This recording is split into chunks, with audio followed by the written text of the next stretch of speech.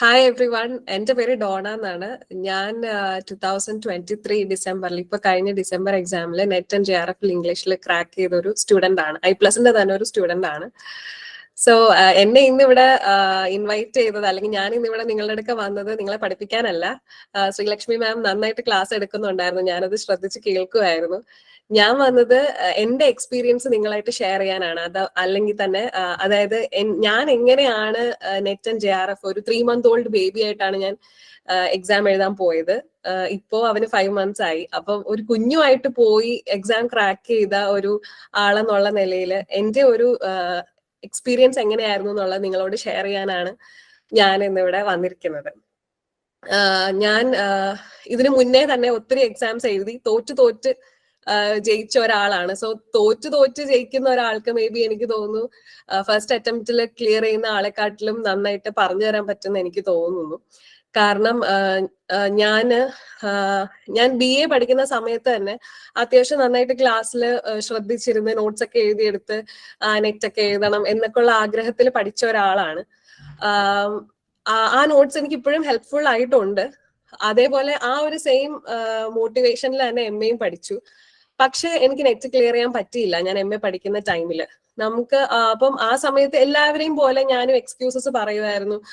അതുകൊണ്ടാണ് ഇതുകൊണ്ടാണ്, travel sickness ഉണ്ടായിരുന്നു, അങ്ങോട്ട് പോയപ്പം ബുദ്ധിമുട്ടുണ്ടായിരുന്നു, അങ്ങനെയൊക്കെ ഉള്ള എക്സ്ക്യൂസസ് ഒക്കെ ഒത്തിരി പറഞ്ഞിട്ടുള്ള ആളാണ്. പക്ഷെ പിന്നീട് എപ്പോഴും എനിക്ക് മനസ്സിലായി ഫോൾട്ട് എന്റെ ഭാഗത്താണ്. ഞാൻ എഫേർട്ട് ഇടാത്തത് കൊണ്ടാണ് എനിക്ക് ക്ലിയർ ചെയ്യാൻ പറ്റാത്തതെന്ന് കുറച്ച് വൈകിട്ടാണ് എനിക്ക് മനസ്സിലായത്. അതിനിടയിൽ ഞാൻ BEd ചെയ്തു.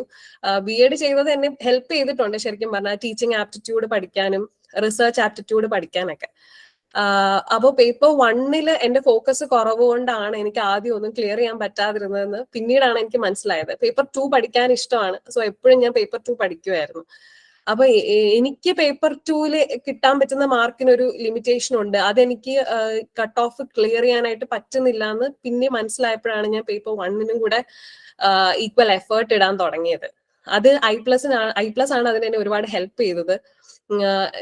എനിക്ക് തോന്നുന്നു ഈ ലാംഗ്വേജ് ആൻഡ് ലിറ്ററേച്ചർ സ്റ്റുഡൻസിനെല്ലാം ഒരു മൈൻഡ് ബ്ലോക്ക് ഉണ്ട്. മാത്സ് എനിക്ക് പറ്റില്ല, ഡേറ്റ എനിക്ക് പറ്റില്ല, അല്ലെങ്കിൽ ലോജിക്കൽ റീസണിങ്ങോ എനിക്കതില്ല, അനലിറ്റിക്കൽ സ്കിൽസ് വീക്കാണ്, അങ്ങനെയൊക്കെ ഉള്ള ഒരു തോന്നല് നമുക്ക് എല്ലാവർക്കും, എനിക്കറിയില്ല ബാക്കിയുള്ളവർക്കുണ്ടോ എന്ന്, പക്ഷെ എന്റെ ഫ്രണ്ട്സിനും എനിക്കും ആ ഒരു തോന്നൽ എപ്പോഴും ഉണ്ടായിരുന്നു. അപ്പം അതുകൊണ്ട് പേപ്പർ 1 അങ്ങ് സൈഡാക്കി വെക്കും, പേപ്പർ 2 മാക്സിമം എഫേർട്ട് ഇട്ടുകൊണ്ടേയിരിക്കും. അങ്ങനെ ആയിരുന്നു. അതുകൊണ്ടാണ് എന്റെ പേഴ്സണൽ എക്സ്പീരിയൻസ് ആണ് ഇത്, എല്ലാവർക്കും ഉണ്ടാവണമെന്നില്ല. എന്റെ ഒരു പ്രശ്നം അതായിരുന്നു. അത് ഞാൻ മനസ്സിലാക്കി എഫേർട്ട് ഇടാൻ തുടങ്ങിയപ്പോഴാണ് എനിക്ക് നെറ്റ് ആൻഡ് JRF ക്ലിയർ ചെയ്യാൻ പറ്റിയത്.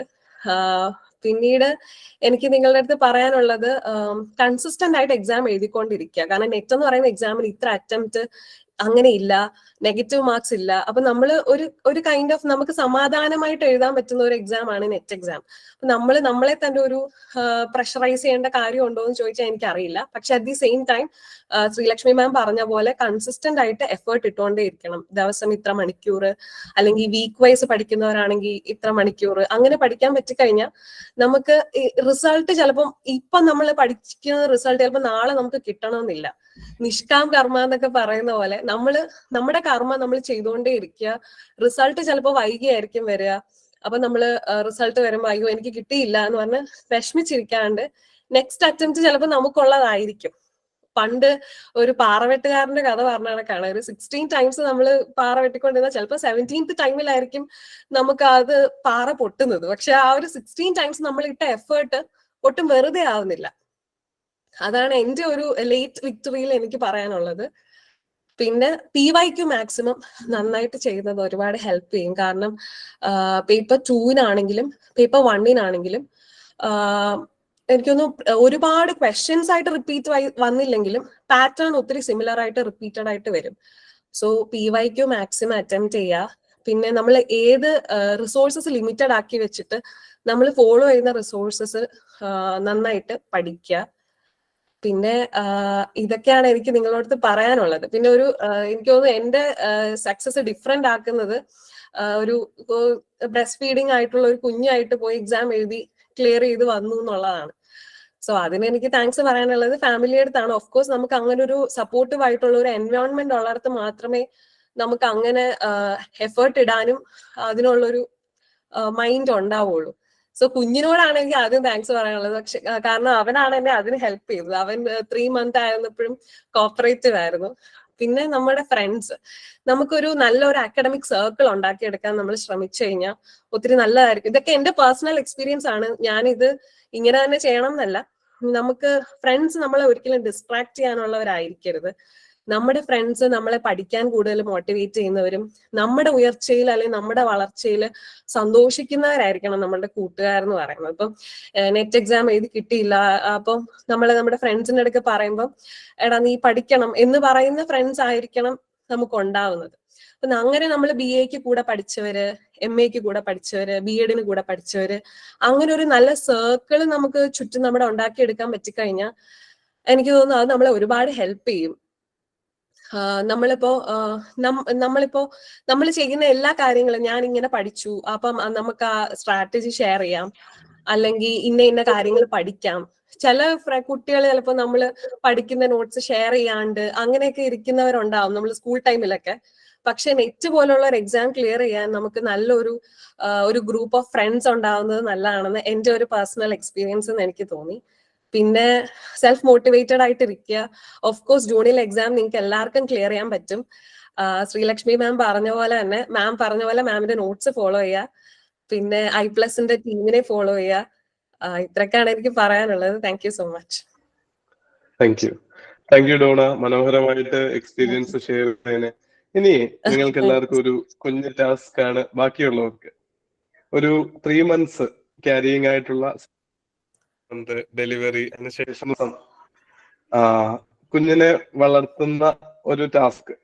ഇതിനൊക്കെ ശേഷം ഡോണയ്ക്ക് ജനറൽ കാറ്റഗറിയിൽ JRF ക്വാളിഫൈ ചെയ്യാൻ പറ്റിയെങ്കിൽ ഈ മീറ്റിംഗിൽ ഉള്ള ബാക്കിയുള്ളവരുടെ എക്സ്ക്യൂസുകൾ ഒന്ന് കമന്റ് ബോക്സിൽ ടൈപ്പ് ചെയ്യാമോ? എന്തുകൊണ്ട് എനിക്ക് അടുത്ത 6 മാസത്തിനുള്ളിൽ പ്രിപ്പയർ ചെയ്ത് നെറ്റ് നേടാൻ പറ്റില്ല? നിങ്ങളുടെ എക്സ്ക്യൂസുകളെ പറ്റി ചിന്തിക്കാൻ സമയം. എനിക്ക് ഒരു ഇൻസ്പിറേഷൻ ആണ് ഡോണ. അപ്പൊ നിങ്ങൾക്ക് ഓരോരുത്തർക്കും ഒരു ഇൻസ്പിറേഷൻ ആവുമെന്ന് ഞാൻ കരുതുന്നു. കാര്യം പ്രിപ്പയർ ചെയ്യുന്ന ജേർണിയിൽ പലരും സങ്കടം പറയുന്ന, വിഷമം പറയുന്ന കാര്യങ്ങളാണ്. എന്നാൽ അതിനെയൊക്കെ അതിജീവിച്ച്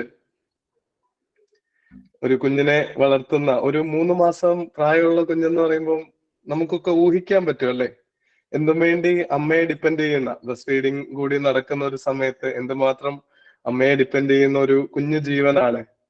അപ്പോ അതിന്റെയൊക്കെ കൂടെ ചേർന്ന് പഠിച്ചെടുത്ത് അത് ഫോളോ ത്രൂ ചെയ്ത് എത്ര ഉറക്കമില്ലാത്ത രാത്രികളും കരച്ചിലുകളും ബഹളവും ഒക്കെ കണ്ടിട്ടുണ്ടാവുമെന്ന് നമുക്കൊക്കെ സങ്കല്പിക്കാൻ പറ്റും. സപ്പോർട്ടീവ് ആയിട്ടുള്ള ഒരു ഫാമിലിയും ഫ്രണ്ട് സർക്കിളും ഒക്കെ കിട്ടുന്നത് ഒരു വലിയ അനുഗ്രഹമാണ്. അപ്പോൾ നമ്മുടെ സാഹചര്യങ്ങളിൽ നിന്നുകൊണ്ട് അതിനെ മാക്സിമം യൂട്ടിലൈസ് ചെയ്യാന്നുള്ളൊരു മെസ്സേജ് കൺവേ ആയെങ്കിൽ ഇന്നത്തെ സെഷൻ തീർച്ചയായിട്ടും നിങ്ങളെ എല്ലാവരെയും ഇൻസ്പയർ ചെയ്തിട്ടുണ്ടാവുമെന്ന് ഉറപ്പാണ്. ഡോണയ്ക്ക് ഒരിക്കൽ കൂടി നന്ദി പറഞ്ഞുകൊണ്ടും മുന്നോട്ടുള്ള കരിയറിലും ജീവിതത്തിലൊക്കെ ഈ പുഞ്ചിരിയോടുകൂടി, ഈ പോസിറ്റിവിറ്റിയോടുകൂടി ആയിരക്കണക്കിന് വിദ്യാർത്ഥികളെ ശരിയായ രീതിയിൽ വഴി നടത്താൻ പറ്റട്ടെ, ഈ ചിരിയുടെ പ്രകാശം പരത്താൻ പറ്റട്ടെ എന്ന് ആശംസിക്കുന്നു.